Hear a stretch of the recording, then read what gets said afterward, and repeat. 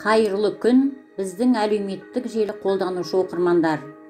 Мектеп кітапханасы Ыбырай Алтынсариннің 180 жылдығына арналған Кел балалар оқулық апталығына орай ұлтымыздың ұлықты ұстазы атты кітап көрмесіне бейне шолу ұсынады.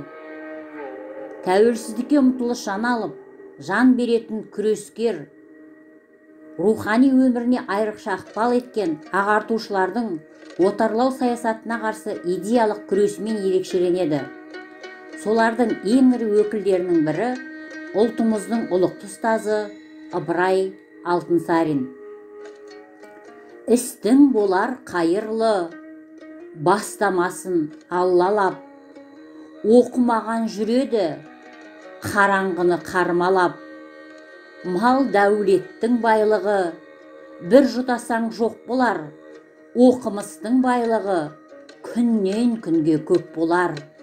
Еш жұтамақ жоқ болар, әлпеш деген атана, қартаятын күн болар, қартайғанда жабығып, мал таятын күн болар.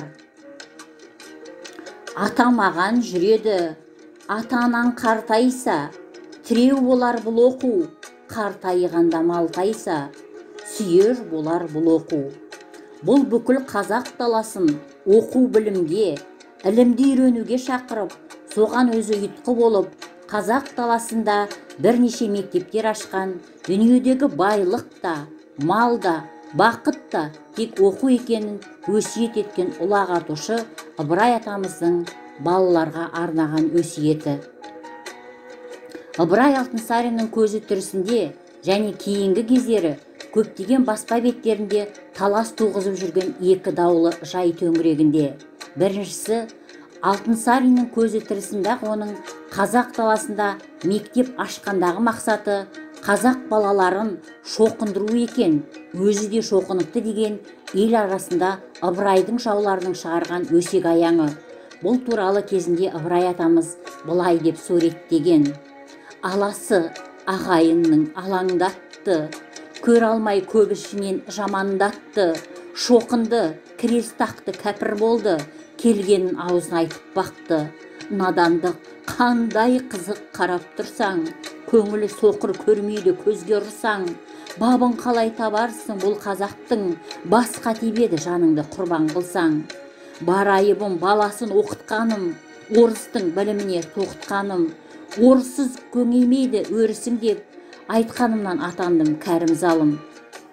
Осыншама қиыншылықтарды Ыбырай атамыз сол кездегі демократиялық бағыттағы Торғай уезінің начальнигі полковник Яковлев пен нағашысы атақты Шақшақ Жәнібектің тұқымдары Шеген бидің қамқорлығы мен қолдауының арқасында жеңіп шығады.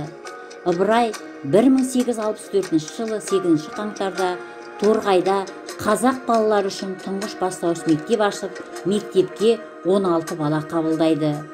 Сөйтіп Алтынсарин өзінің саналы ғұмырының 23 жылын Торғайда өткізеді.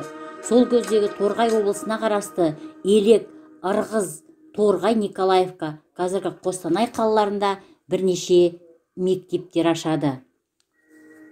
Аз ғана ғұмырын қазақ балаларына бағыштаған ұлы ағартушы Ыбырай атамыз 1883 жылы өзінің ата қонысы Қостанайға көшіп, қалаға жақын жерден Европаша күйген кірпіштен үй салдырады.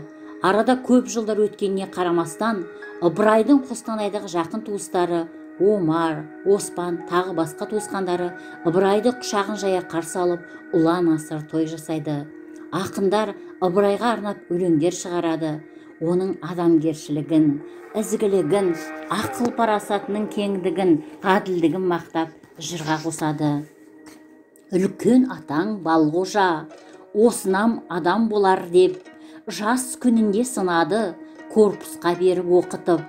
Байқаған екен шаманы, жасы 15-ке келмей-ақ, нешелер ұлы бәйгеге қосылуға жарады. Алтынсарин дегенде қырда қазақ ойды орыс бәрі аузына қарайды деп өлең шығарады. Негізгі әңгіме төркіні Ыбырайлық жауларының шоқынды атандыруы. Осы орайда туындайтын тағы бір мәселе, Ыбырай атамыз мұсылмандықты қолдады ма, ислам дінінің қайырымдық қағидаларына қалай қарады, әңгіме осы туралы болмақ. Біріншіден, Ыбырай өз халқын, өз ұлтын, ата дәстүрін, исламның бүкіл қадір қасиетін бір кісіге құрметтеп өткен адам.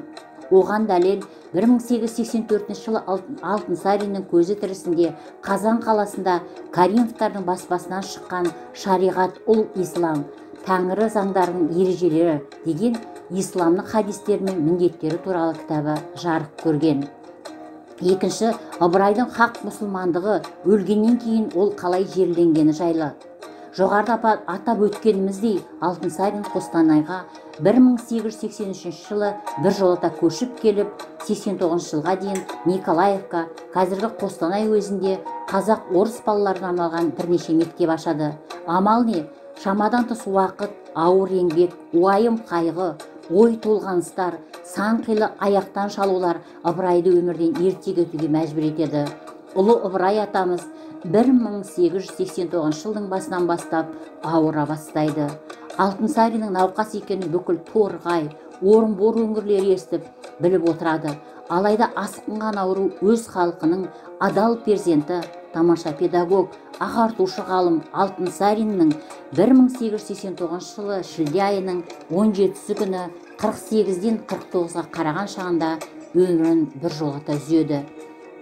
Алтынсаринмен соңғы рет қоштасуға Қазан, Орынбор, Орск, Торғайдан кең байтақ қазақ даласының әр жерінен сол заманның зиялы адамдары, көптеген орыс достары келеді. Алтынсариннің ағартушылық қызметімен қатар оның Европаша білім алған бұратана халықтардың бірден бір өкілі екенін, өз халқынан асқан білімдар адам екенін білетін орыс достары.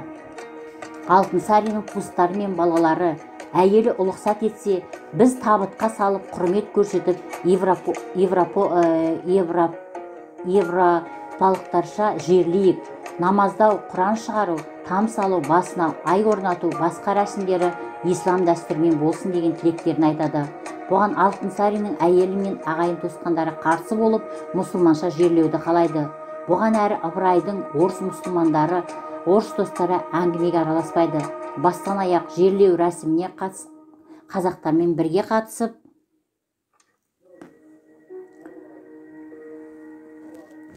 жаназасын шығаруға далаға алып шығады. Ыбырай жатқан кереуеттің бас жағынан, жастығының астынан араб әріптермен жазылған бір парақ қағаз табылады. Бұл Ыбырай қайтыс болардан 4-5 күн бұрын өз қолымен жазған 1-2 ауыз өсиет екен. Ажарымен арпарысып жатқанда өзіне тән ұлылығын сақтай білген Ыбырай атамыз өзін мұсылман ғұрпымен, шариғат жолымен жерлеуді аманат етіпті.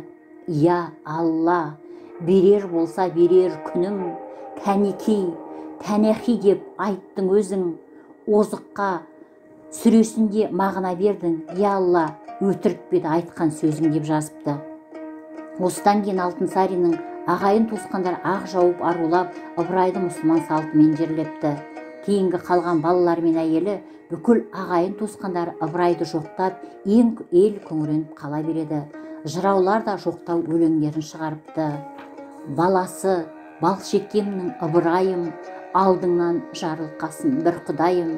Толғатып, тоғызғатын ұл тапса да, дәл сендей болаға емес неғылайын. Даланың дана перзенті, ғұлама ұстаз, өмірінің бір дерегі ғана. Өресі биіктеген үлгі алғандардан із баққандар даналықтан ғана тәлімді деген ойымыз бұл. Талай ғасыр өтсе де мектеп ашып, еліміздің жұлдыздарына нұрдың шұғыласын шашқан Ыбырай Алтынсаринді біздің де елеп ескергеніміз жөн. Назарларыңызға рахмет.